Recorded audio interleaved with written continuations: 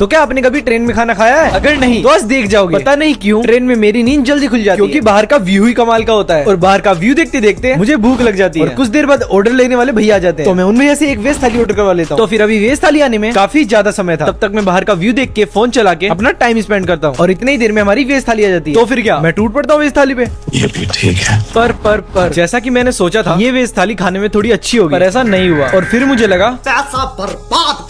पर क्या करें, मंगवाया है तो खाना तो पड़ेगा। तो चलो मैं इस वेज थाली को खत्म करता हूँ, तब तक आप सब सब्सक्राइब करो। चलो बाय बाय।